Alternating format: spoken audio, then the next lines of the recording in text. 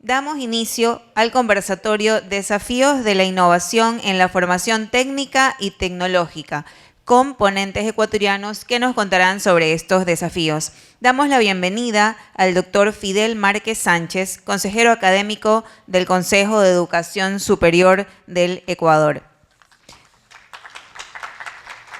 Damos la bienvenida al doctor Jorge Calderón, rector del Instituto Superior Tecnológico Argos.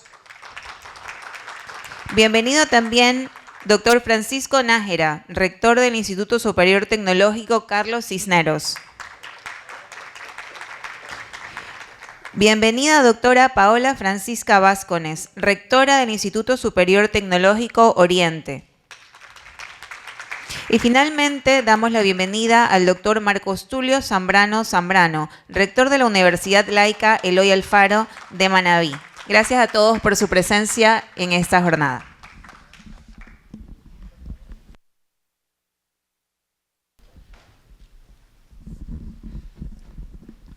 Buenas tardes con todos.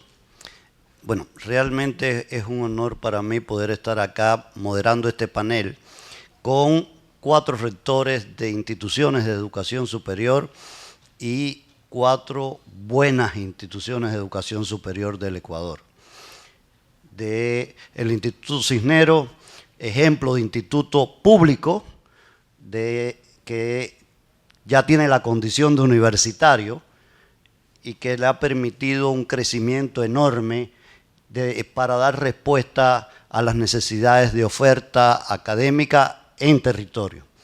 A Marcos Zambrano, rector de la ULIAN, la Universidad Laica Eloy Alfaro de Manabí, porque cuando siempre digo Manta y me rectifican, no, es de Manabí, no es de Manta, porque no solamente está en Manta, y tienen razón, está en Chone, está en Tosagua, si la memoria no me falla, de las sedes que tienen. A Jorge Calderón, rector del Instituto Tecnológico Universitario Argos, que, y les doy la buena noticia, ya está cualificado para poder ofrecer maestrías tecnológicas. Es una primicia que tenemos, que el día de ayer el CASES le otorgó ese aval para que puedan, o esa cualificación para que puedan ofertar las maestrías tecnológicas. Y Paola Vázquez, ejemplo de superación y además un instituto que es modelo y ejemplo para todo el país, que está en la joya de los hachas, en la Amazonía ecuatoriana, donde además ellos sí ya están ofertando maestrías tecnológicas y con una calidad y una infraestructura impresionante que tienen en la joya de los hachas, que los invito cuando vayan a la Amazonía ecuatoriana, que vayan a ver esa maravilla de instituto que es el Instituto Oriente, donde le dan una oferta que responde a las necesidades del territorio. Y son de las cosas que yo creo que tenemos que poner de ejemplo. Y en este sentido, antes de pasarle la palabra a los expositores, que son los que tienen que lucirse porque ellos son los que hacen ese trabajo, mi pregunta va a estar relacionada con el tema desafíos de la formación técnica y tecnológica. Todos sabemos que en el país, de una u otra manera, nunca se ha valorado adecuadamente la formación técnica y tecnológica. Recordarán ustedes, para hacer un poco de historia, que antes las instituciones técnicas y tecnológicas no estaban dentro de la educación superior. Es con la ley de educación, la LOES del 2010, que ya se incorporan dentro de la educación superior los institutos técnicos y tecnológicos. Y que había una propuesta inicial de ir transformando y creciendo en oferta académica que diera respuesta a las necesidades, sobre todo de los territorios. Pero que además la oferta tecnológica y técnica tienen una característica que a mi modo de ver es lo que debemos rescatar, y por ahí voy a empezar preguntándole a los expositores, después que ellos hagan sus exposiciones iniciales, que les voy a permitir que la hagan para que se luzcan con lo que trajeron, es que piensen cómo lograr, además de una oferta pertinente para los territorios, que esa oferta permita movilidad social.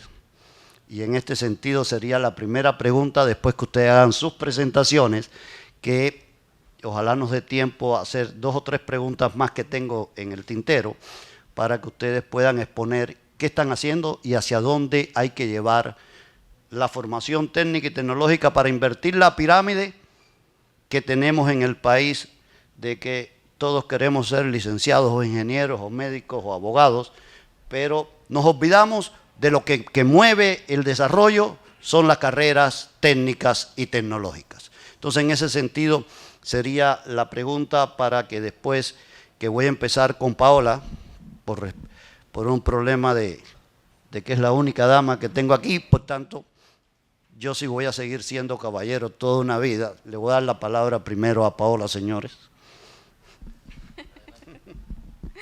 Gracias, Fidel. Muy buenas tardes con todos. Un saludo cordial a mis compañeros y colegas. Es un gusto para mí ser parte de este conversatorio que va a tratar un tema tan interesante y tan importante dentro del sistema de educación superior. Como menciona Fidel, estoy aquí representando a un instituto superior tecnológico universitario que está ubicado en la provincia de Orellana y que es el único instituto con condición de universitario de toda la Amazonía, y que además es uno de los institutos, de los primeros institutos que obtuvo la cualificación para poder ofertar programas de posgrado tecnológico, y que ya se encuentran ahora pues implementados y funcionando desde este periodo académico.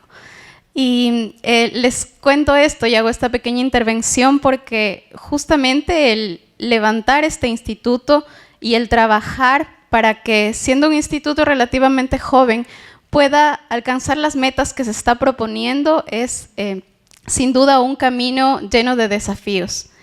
Y quiero referirme a desafíos quizá no desde esta perspectiva a veces quizá negativa, ¿no? Que quizá desafíos puede referirse a problemas o a limitaciones o a obstáculos que la formación técnica y tecnológica sí tiene, o a quizá la limitación de la zona en la que estamos ubicados o de la situación socioeconómica, del contexto en el que trabajamos, sino más bien creo que mirar los desafíos como oportunidades de crecimiento, de fortalecimiento, de mejora, va a hacer que tengamos un panorama más amplio y más productivo para el futuro. Entonces, desde esta perspectiva quiero compartir con ustedes y con mis compañeros pues algunas de las ideas que pienso yo que son los desafíos más importantes dentro de la formación técnica y tecnológica, y quiero empezar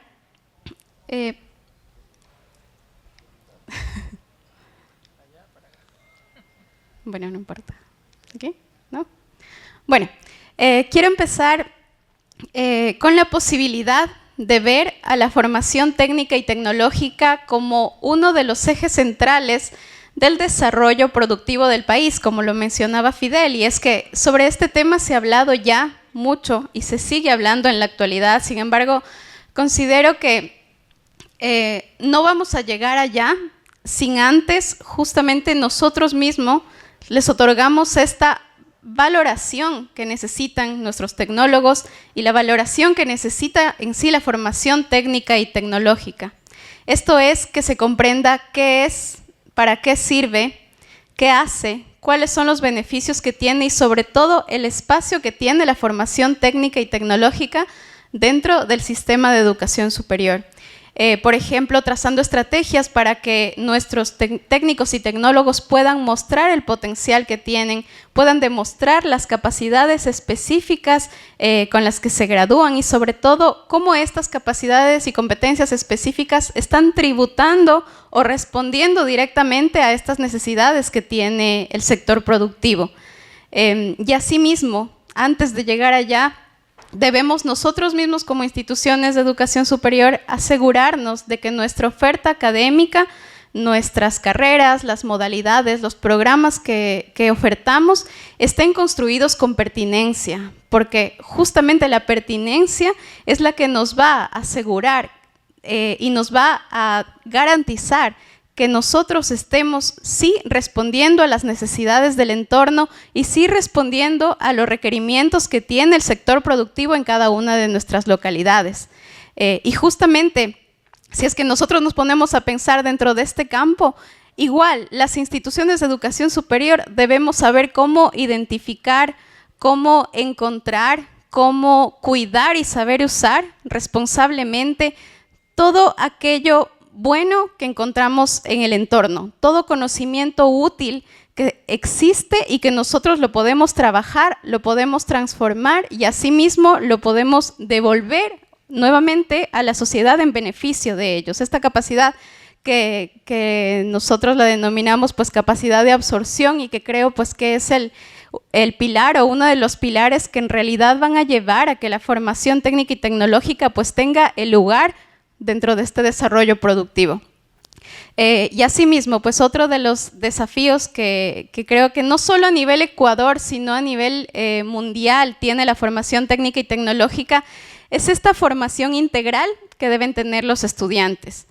Y esto no siempre es tan fácil porque justamente la formación técnica y tecnológica se caracteriza o se enfoca en carreras cortas, carreras técnicas, donde nosotros lo que procuramos es que la mayor parte del tiempo que los estudiantes pasan dentro de la institución lo hagan en talleres, lo hagan en laboratorios, justamente adquiriendo estas destrezas propias de su profesión. Entonces, el encontrar el tiempo y el espacio para que se desarrollen las habilidades blandas, las habilidades comunicacionales, de liderazgo, socioemocionales, etcétera, no siempre es sencillo y se convierte en un reto que no debemos dejar pasar.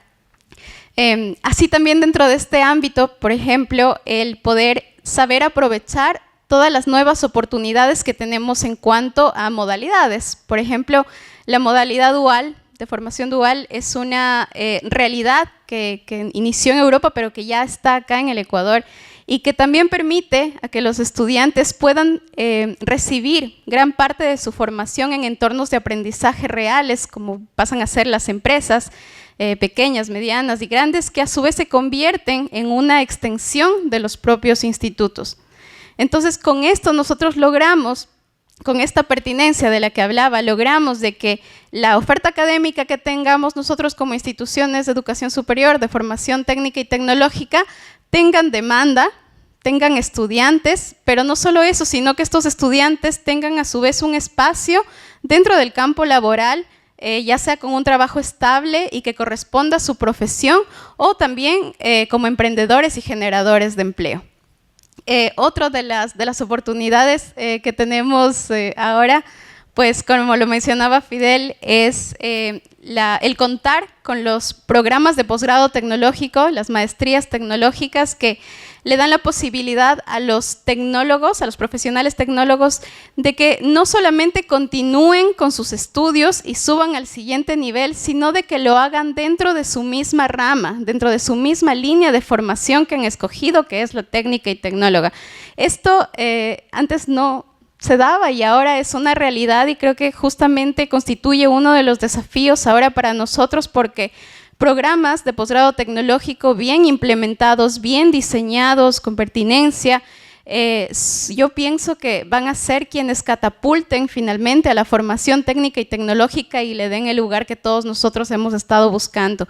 Y no quiero terminar mi participación sin antes mencionar la gran importancia que tiene la vinculación con la sociedad para todas las instituciones de educación superior. Pues es justamente aquella que va guiando todas nuestras acciones y todo nuestro accionar para que responda a la sociedad y responda a la comunidad y al contexto en el cual cada una de nuestras instituciones se desenvuelve.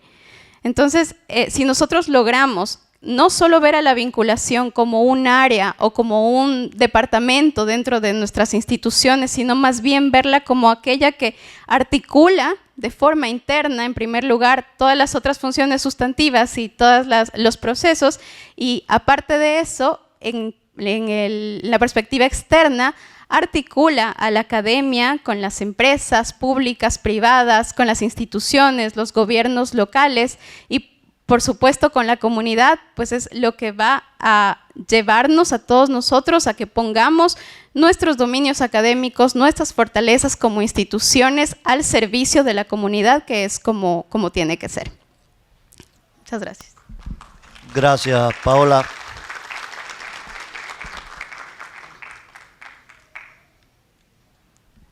Jorge, por favor.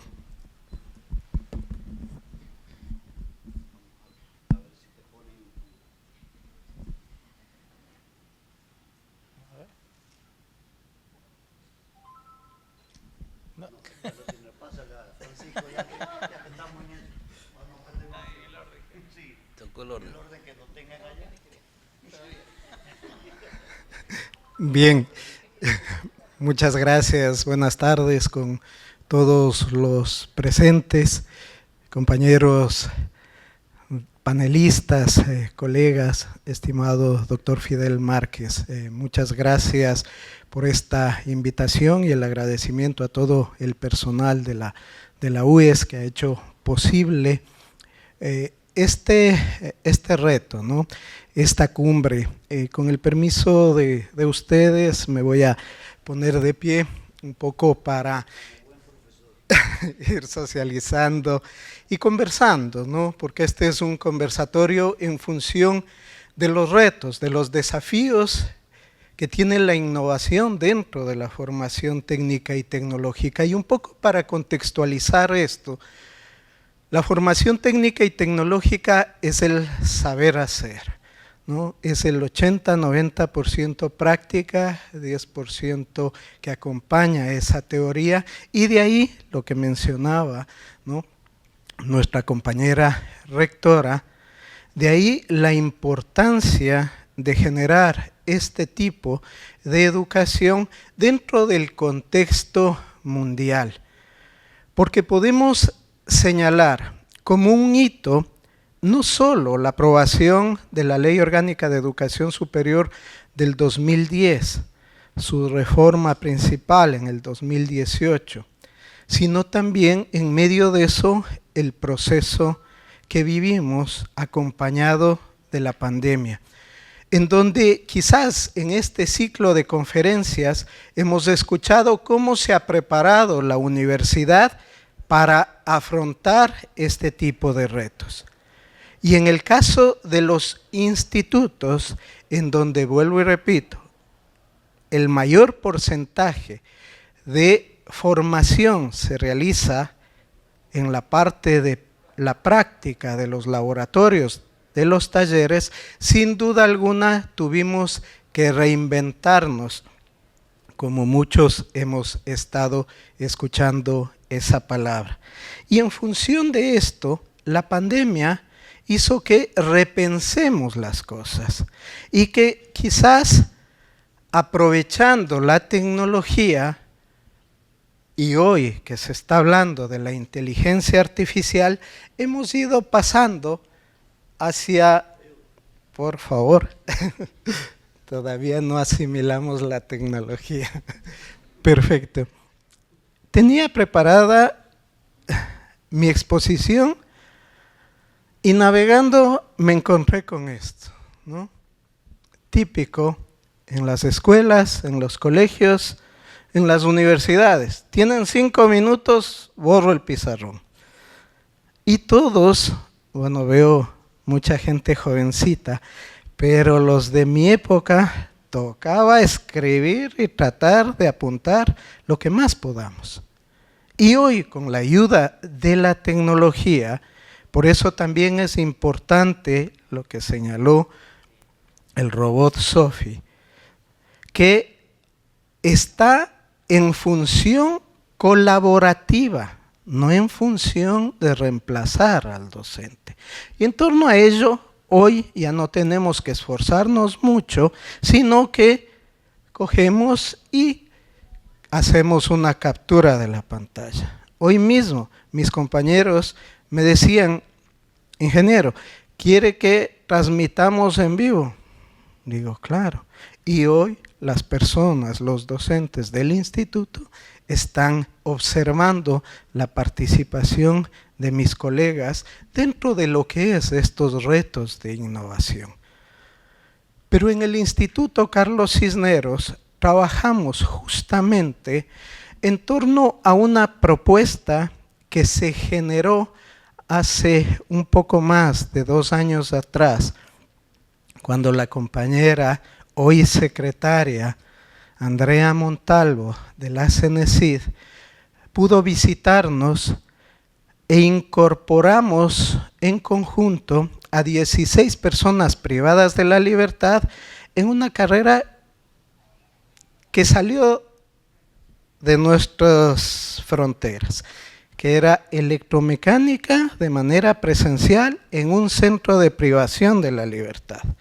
Claro, es un centro de privación con una seguridad mínima que podía permitir este tipo de formación. Pero Andrea Montalvo mencionó, ¿por qué no dar esta misma posibilidad al resto de personas privadas de la libertad y romper ese círculo vicioso? Que una persona privada cumple su pena, sale al mundo laboral y se encuentra con una barrera. Esta no le permite obtener recursos económicos y vuelve nuevamente a delinquir. ¿Cómo romper eso?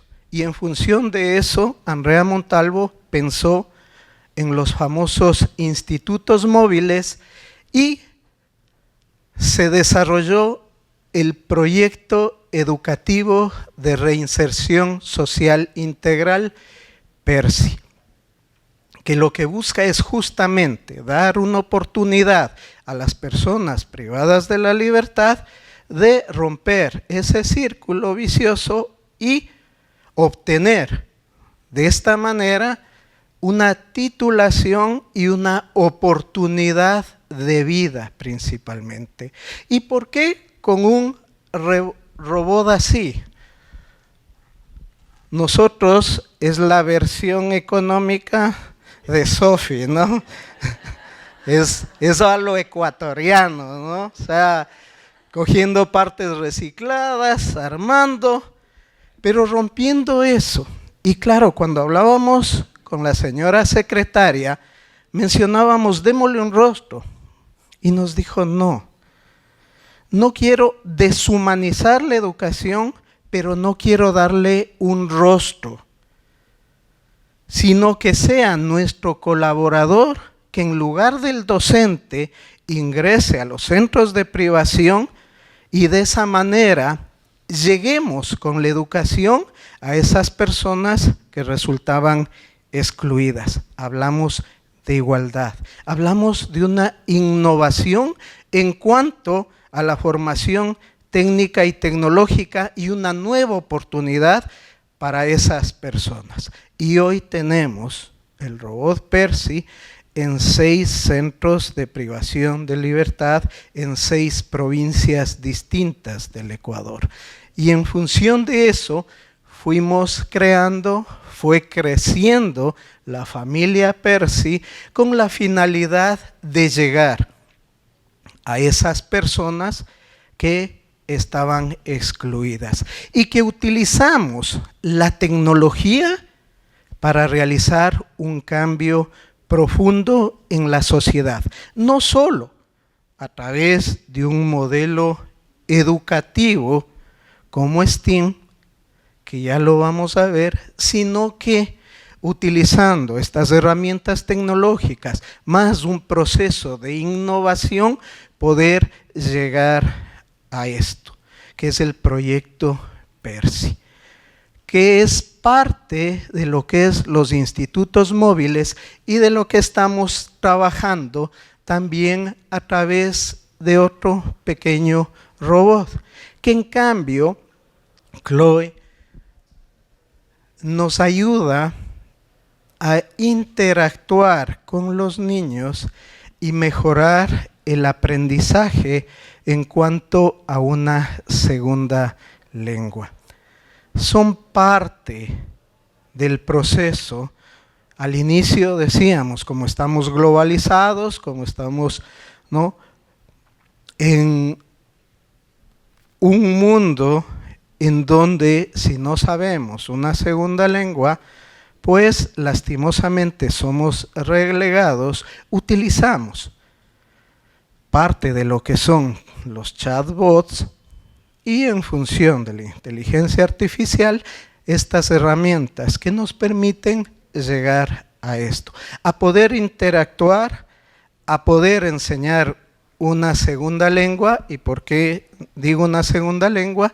Porque con el robot Chloe lo que estamos haciendo es que en las zonas rurales no se pierda el quichua.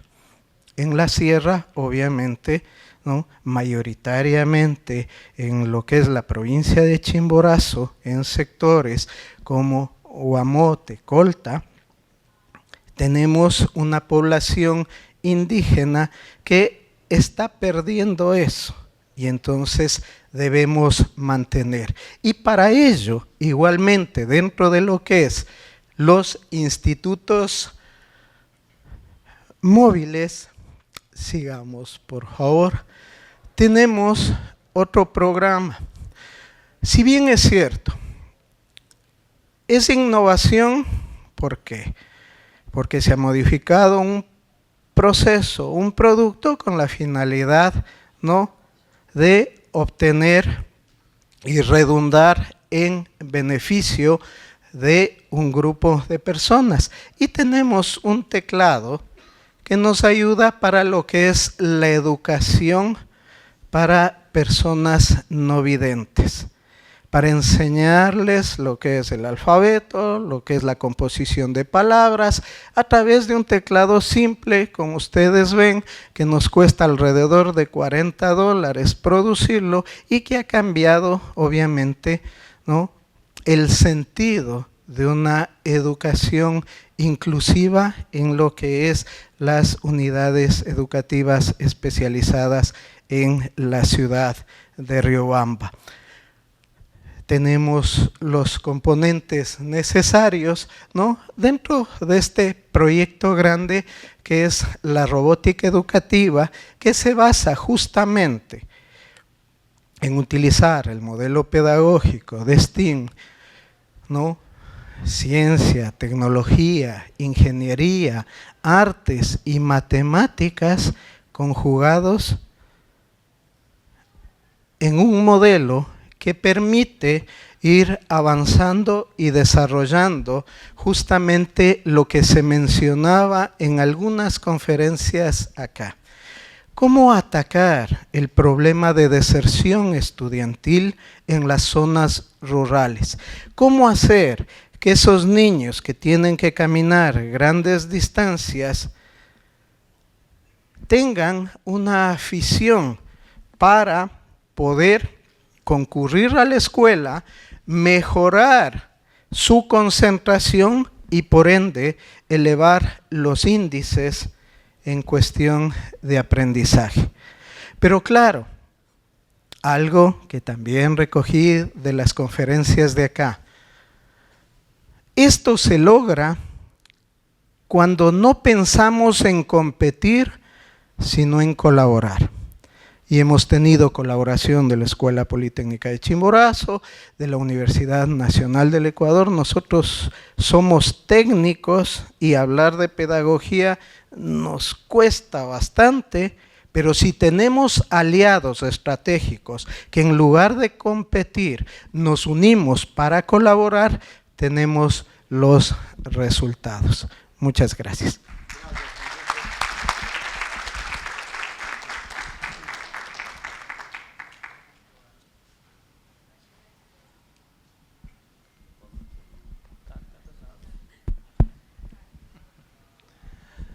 Bien, muy buenas tardes.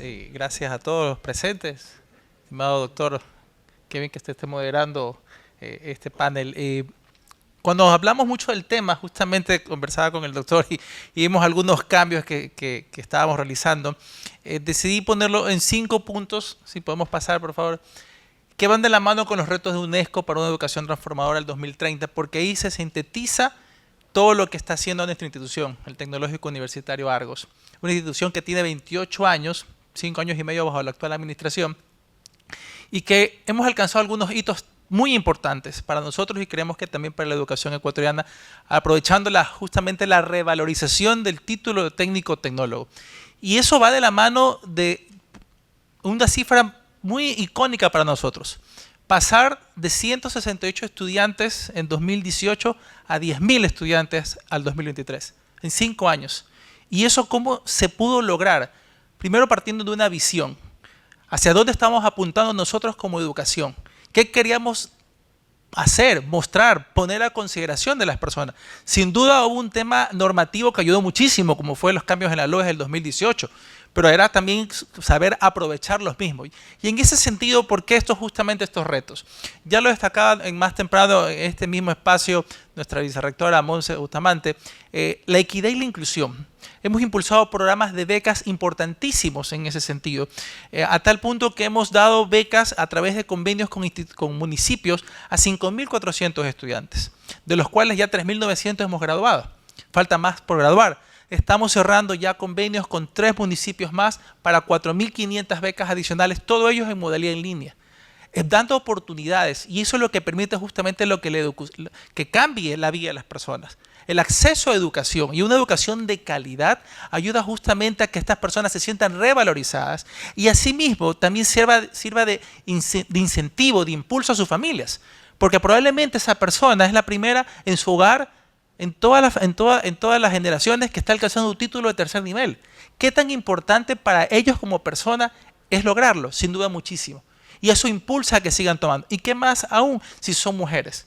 Que justamente de alguna manera por sus condiciones socioculturales han sido las últimas en tomar la educación, dejando que sea primero el esposo que se forme, dejando que los hijos sean los que se formen, relegándose, autorrelegándose ella, con tal de que vea a la familia cumplir sus metas. Pero qué mejor que les damos esa oportunidad a la mujer en ese sentido. Tal es así el caso que el 60% de nuestro estudiantado, entre las modalidades presenciales en línea, son mujeres. Eso es importante. Y en ese sentido buscando generar esas oportunidades, porque no solo se trata de generar una beca, con cobertura 100% en algunos casos, sino también a través de generar espacios de aprendizaje que les permita poner en práctica el aprendizaje que están recibiendo, pero así también acercándolos a una realidad que está ahí presente. Entonces, y eso nos lleva justamente a la innovación, como segundo reto que tiene justamente lo que plantea la UNESCO, porque la innovación no solo se trata de tener aspectos tecnológicos inmersos en el proceso formativo, sino también en todo el conjunto de escenarios, de currículos en los cuales podamos generarle esas innovaciones en su proceso de aprendizaje y de esta manera puedan catapultarse de más y mejor manera. Y es así que nosotros hemos podido estar generando un sinnúmero de innovaciones a nivel de currículo con un área académica que trabaja muchísimo en buscar, como decía Paola, en la pertinencia, que sean aspectos curriculares que vayan de la mano con el entorno, porque qué mejor que el joven tenga las oportunidades en su territorio. Nosotros todos hemos visto y sabemos los procesos migratorios internos que se dan en el país y se dan por la falta de oportunidades que existen en sus territorios. Qué mejor que exista la educación ahí y que ellos puedan quedarse aportando el territorio. Al final del día tal vez esos procesos nunca terminen, y Fidel creo que lo sabe con toda la experiencia que tiene en temas poblacionales, pero hay que dar ese paso en función de lo que necesita cada uno de los espacios geográficos de nuestro país.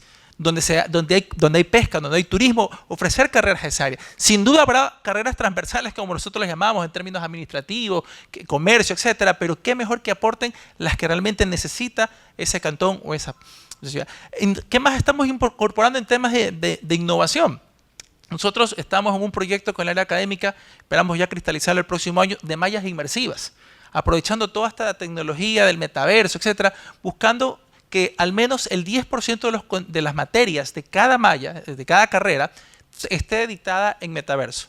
De tal forma que esto implica ajustes curricular que puedan generarse o aplicarse en este tipo de espacios. Hacia allá va no es que hacia allá va, ya estamos inmersos en eso. Creo que estos 2 días nos han dado un sinnúmero de experiencias importantísimas de lo que está pasando en el mundo y que a veces creemos que está muy lejos, pero ya está a puertas de nosotros, y qué mejor que nuestros estudiantes puedan insertarse en esas tecnologías, en el uso de las mismas, porque no hay que tenerles miedo, hay que saberlas entender, hay que saberlas aprovechar, hay que saberlas rentabilizar a favor de la educación.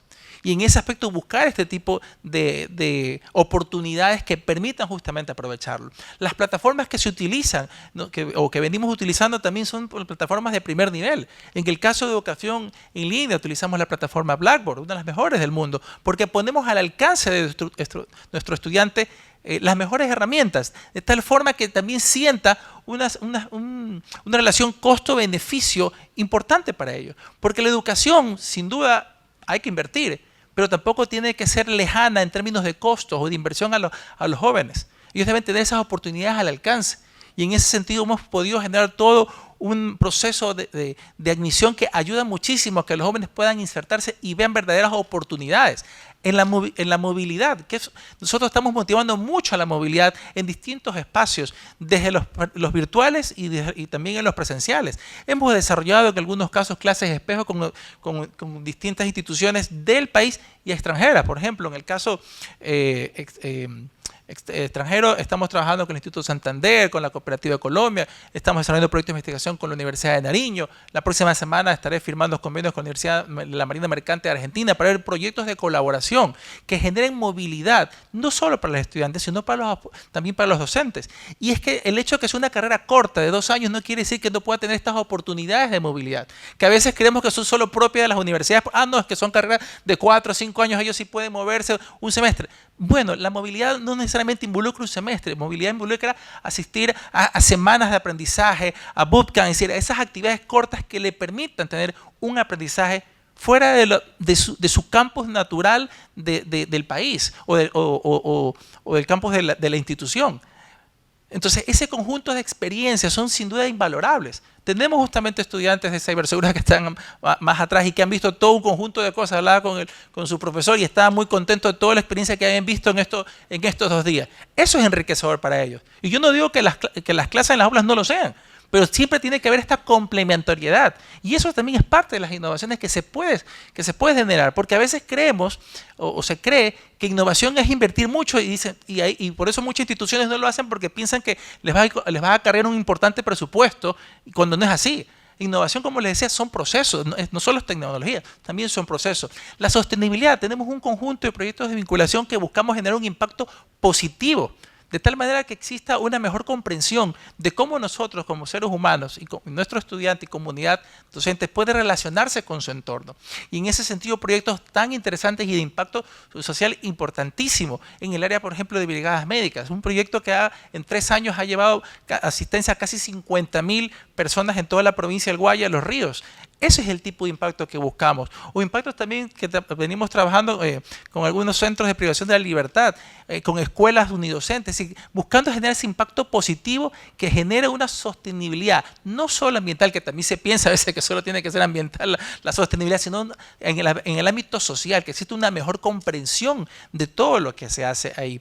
Y la internacionalización, lo mencionaba hace un momento, son aspectos que sin duda vincularse con otros tecnológicos, con otras universidades, y eso es importante también entenderlo. No solo por el hecho de que seamos tecnológicos no quiere decir que no podamos tener vínculos con universidades. Los tenemos con universidades locales y los tenemos con universidades extranjeras, como les destacaba hace algún momento. Entonces, la idea es también irse como iguales. No porque soy un tecnológico tengo que verme más pequeño.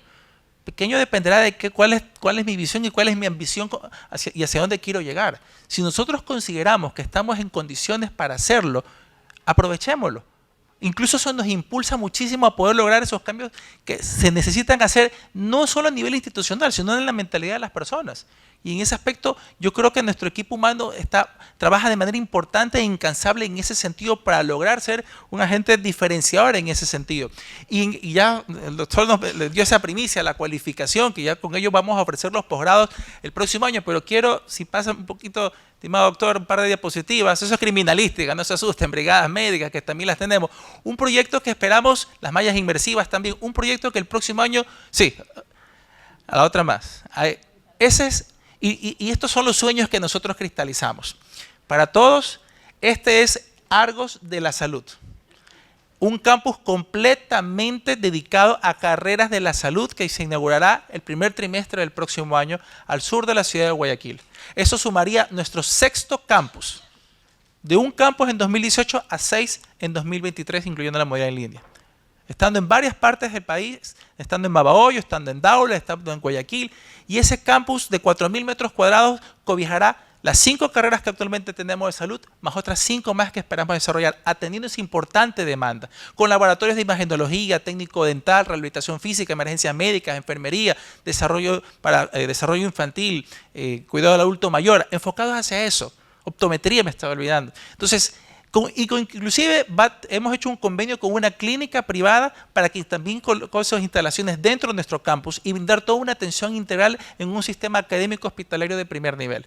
Esas son las apuestas que demanda la educación técnica tecnológica. Y aquellos que confiamos y creemos en este tipo de educación, hacemos. Otro sueño que esperemos no esté distante y esperemos que las condiciones del país lo permitan, es un Argos de Artes y Oficios. Un Argos enfocado a carreras de mecánica, de electrónica, que también sabemos que se necesita, que hay muchas personas que están preparadas, pero no profesionalizadas.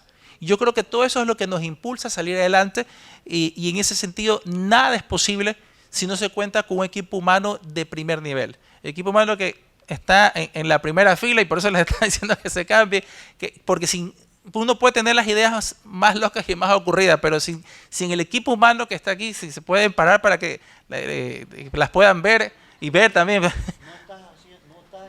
No, solamente para que se presente, para que las conozcan. Nicole también.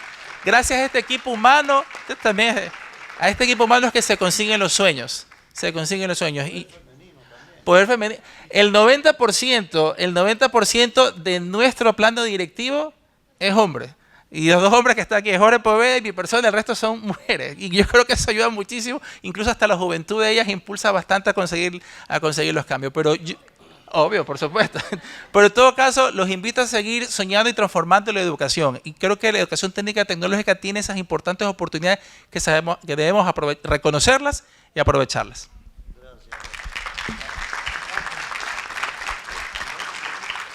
Bueno, estoy preocupado porque no traje barra, ¿no? Entonces, los que me conocen me apoyan. Bueno, yo quiero empezar diciendo algo sobre tu experiencia. Yo soy fruto de la educación técnica. O sea, no estoy convencido, nunca las he valorizado, porque yo soy profesor normalista. Mi primer título es tecnólogo en educación. Y la educación técnica no es de ahora. Después de la revolución alfarista, que ha sido el hecho político histórico más significativo del país, Alfaro coge la educación técnica a la educación y crea los institutos normales, rurales al principio. Entonces la gente terminaba la primaria, estudiaba 4 años, iba a los campos a educar. Entonces la educación técnica no es nueva. Y quien les habla es producto de la educación técnica. O sea, mi primer título académico es tecnólogo. Y eso actuamos en coherencia. Fidel me decía, tú eres universidad, te quedas de último, porque el cónclave es de educación técnica y tecnológica. Entonces también sabemos eso. Nuestra universidad no ha hecho la educación técnica un apéndice de ninguna facultad. Tenemos la unidad académica de educación técnica y tecnológica con el mismo rango que la Facultad de Ciencias de la Salud, Ingeniería o Ciencias de la Vida. Entonces aquí tengo la única barra, el decano de la unidad académica de educación técnica y tecnológica.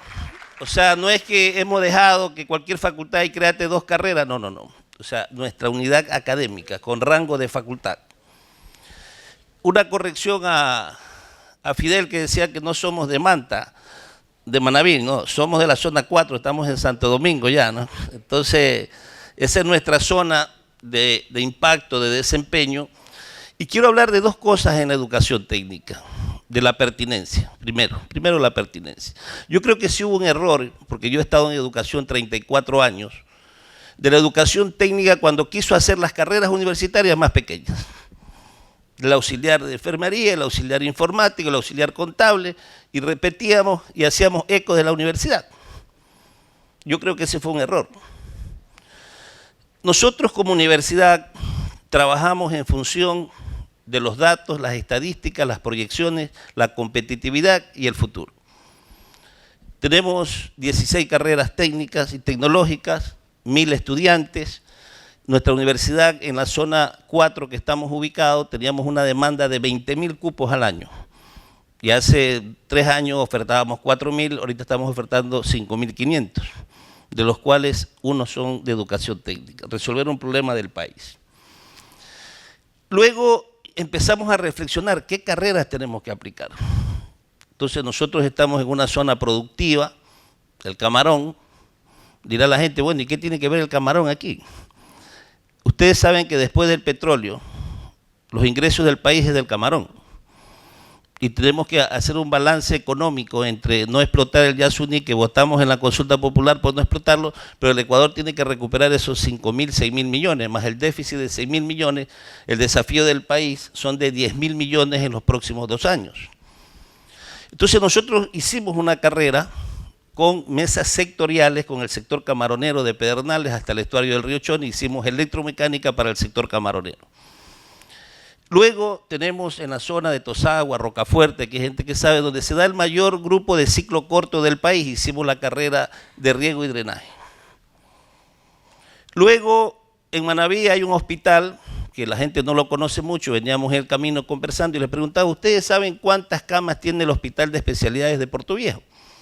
No me decían. En Manabí en estos últimos 5 años se han inaugurado 5 hospitales. El de especialidades de Puerto Viejo, que tiene un carácter regional, porque cuando ustedes ven esto de la regionalidad, yo solo voy a presentar ese mapa, y eso nos dice también el censo. En estas 4 provincias, Manabí, Santo Domingo, Los Ríos, porque Quevedo se une con Puerto Viejo y Esmeralda, está el 25% de la población ecuatoriana. Entonces, un hospital de 520 camas, el regional de Puerto Viejo, es casi como el Teodoro Maldonado o el Andrade Marín. 520 camas, el de Chone de 120 camas, el de Pedernales, el de Valle, sumamos casi 800 camas. Pero ¿qué es lo que pasa en las provincias? Que cuando se daña el equipo de anestesia, se para el quirófano. Se daña la lámpara y tienes el especialista, la enfermera, el equipo. Nosotros hemos hecho la carrera de explotación y mantenimiento de equipos biotécnicos. Esa es una de nuestras carreras. Entonces cuidamos mucho el tema de las carreras en función a lo que estamos haciendo. Ahorita, por ejemplo, yo venía diciendo, no me hacían caso, le digo, vean el censo. Una carrera tecnológica que es negocios inmobiliarios. Entonces, si usted ve el censo, después de Quito y Guayaquil, las 2 ciudades con mayor movimiento inmobiliario en el Ecuador es Manta y Santo Domingo, nuestra zona. Entonces, de ahí, así nacen nuestras carreras en función a darle, ¿qué cosas? Primero, cuando hablo de la agricultura, el camarón, primero que seamos competitivos nacionalmente, porque no lo somos, ni nacional ni internacionalmente, estoy hablando de mi zona 4. Por ejemplo, el promedio, la zona 4 tiene 1 millón de reses, en el Ecuador hay 5 millones de reses, Manabí tiene 1 millón, Chone tiene 300.000, pero no somos competitivos. Por ejemplo, el ganado de leche, el promedio país es de 8.5, en Manabí estamos llegando a 4 litros. En el tema del cacao, por ejemplo, cuando hablamos del cacao, un cacao sin riego, sin tecnología, produce 0.80 toneladas año, 17, 18 quintales. Pero si le ponemos riego, fertilización, puede llegar a 2 toneladas año. Entonces la educación técnica tiene que ir, y eso también cuando hemos firmado convenios, por ejemplo, con la Corpogan, la Federación de Ganaderos, analizábamos el tema de cómo tecnificar, cómo tabular la leche, el cacao, cuándo se riega, cuántos litros de agua se necesitan, pero eso lo hace el de la finca.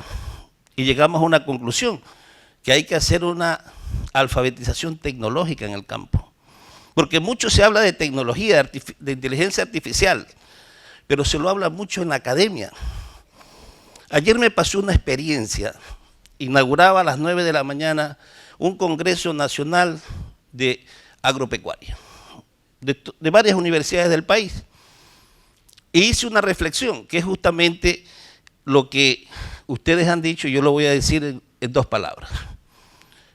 La educación superior en el Ecuador es muy académica y es menos intelectual.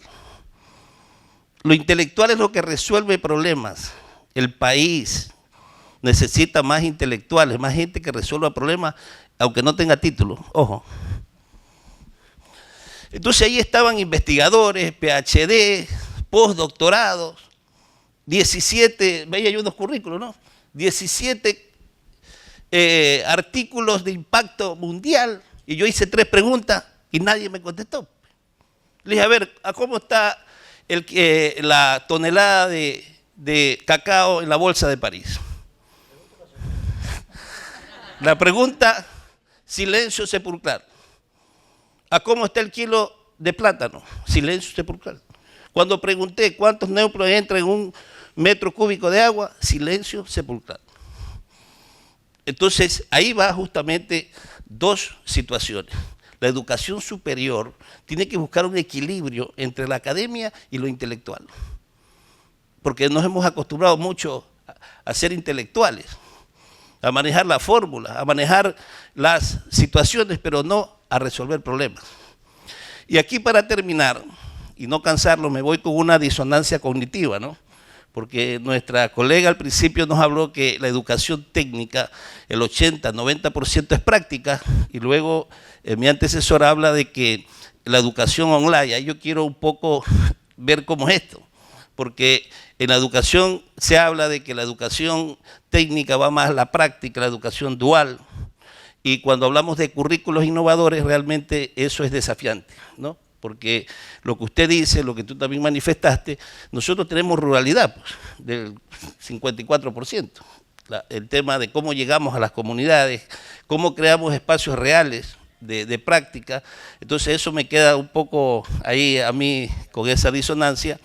¿En qué nos ponemos de acuerdo? Si la educación técnica es 80% práctica o la puedo manejar yo virtualmente.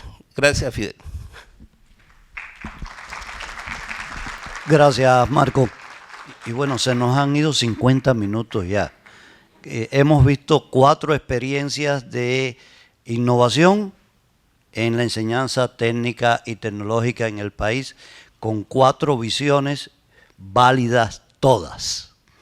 Y eso nos tiene que llevar a una reflexión final. Y es lo que, bueno, como moderador voy a abusar del rol que me dieron. Y como ustedes, los que me conocen, saben que me encanta hablar, que he estado mordiéndome la lengua acá para no hacer preguntas. Pero hay varias cosas que son importantes y que yo llevo a la conclusión.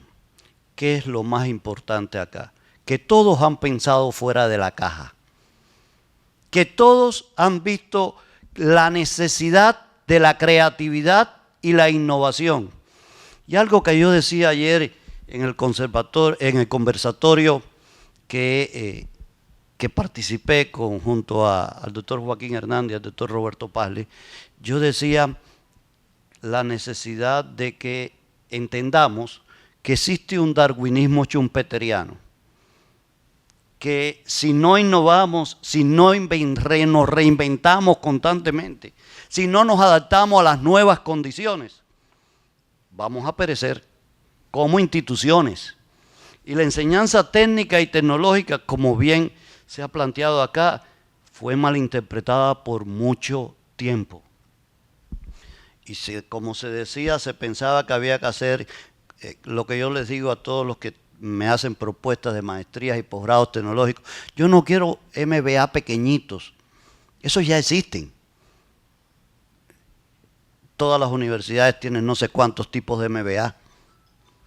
Lo que necesitamos nosotros en la enseñanza técnica y tecnológica es que se enseñe bajo las plataformas que existen hoy en día y con la forma de una enseñanza colaborativa, donde lo primero que yo le digo a mis estudiantes siempre es que no crean nada de lo que yo digo.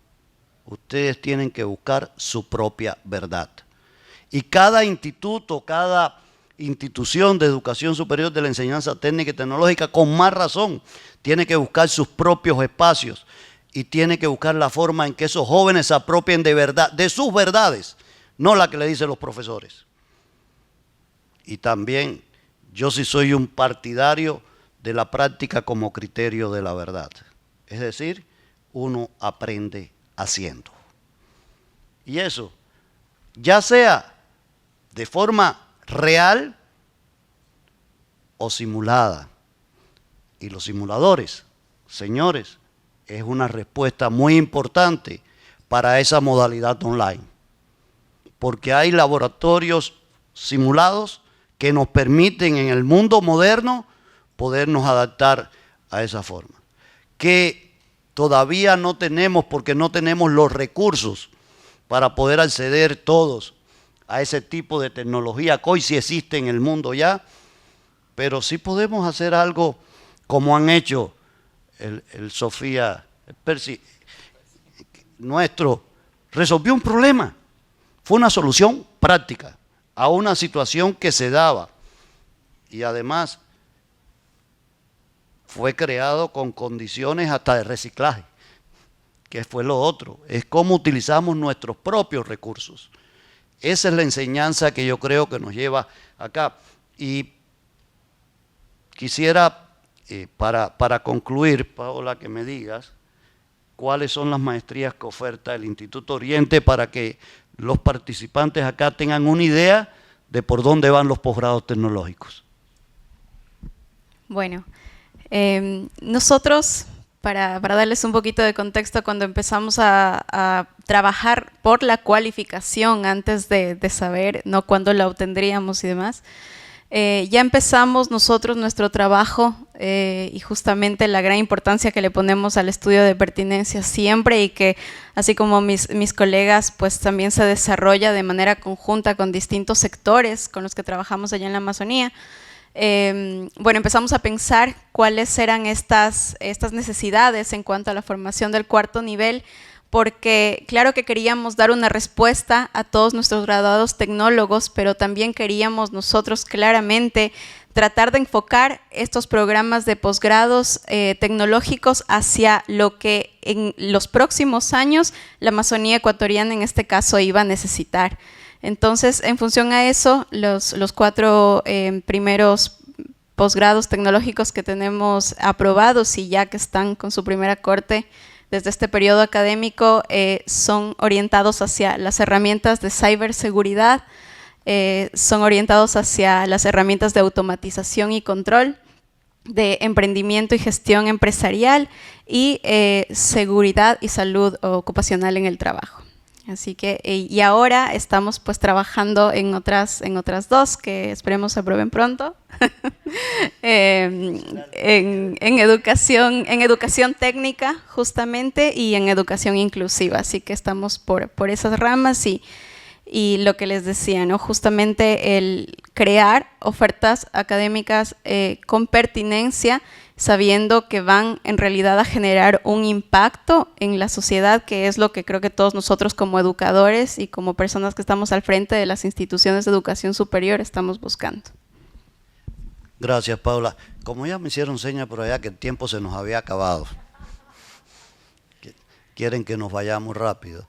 Bueno, agradecerles a todos, agradecer la experiencia que han transmitido estos magníficos 4 rectores de instituciones de educación superior. Son un ejemplo realmente en enseñanza técnica y tecnológica para todo el país, y además nos demuestra la diversidad que tenemos en la enseñanza técnica y tecnológica en el Ecuador. Que, señores, en la enseñanza técnica y tecnológica en el Ecuador se está innovando. Somos los únicos que tienen posgrados tecnológicos.